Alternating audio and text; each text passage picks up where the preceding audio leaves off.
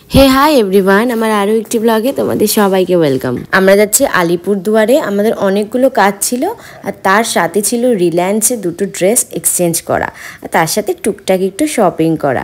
ছোটোবেলার থেকে আমি এখানেই বড় হয়েছি, কিন্তু দেখো যখনই আমি এই রাজাভাত খাওয়ার রাস্তা দিয়ে যাই তখনই মনে হয় যে আমি এত সুন্দর জায়গাতে থাকি।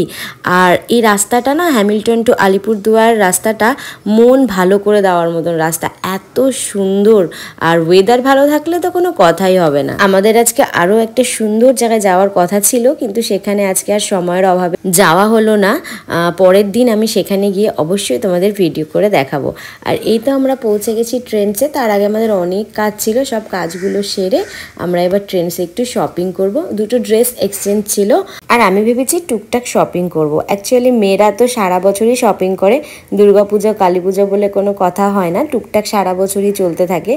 আর এরকম শপিং মল দেখলে তো আর কোনো কথাই নয়। আর শুধু মেয়েরা না, ছেলেরাও আজকাল শপিং করতে ভীষণ পছন্দ করে।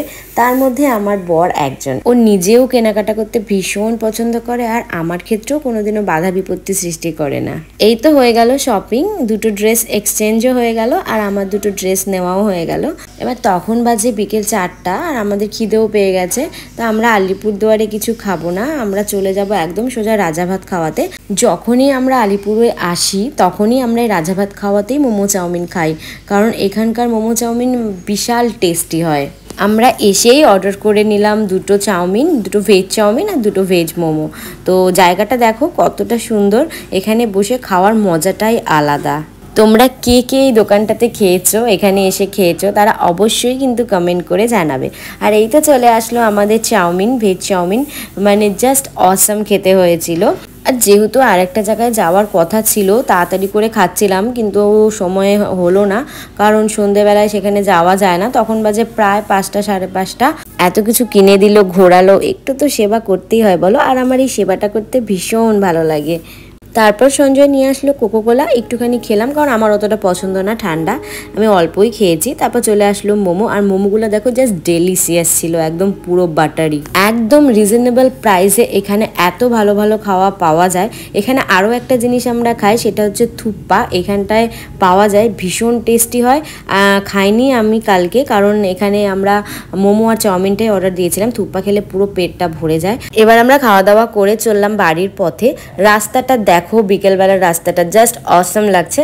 তো ভাবলাম একটু ডিমা ব্রিজে নামি, কারণ অনেক ভিড় ছিল আর অনেকটা হাওয়া চলছিল। তো নেমে একটুখানি বসলাম, কারণ ওয়েদারটা এত ভালো ছিল। তখন বাজে প্রায় 5টা, সাড়ে 5টা, হালকা রোদ ছিল আর প্রচুর পরিমাণে হাওয়া হচ্ছিল।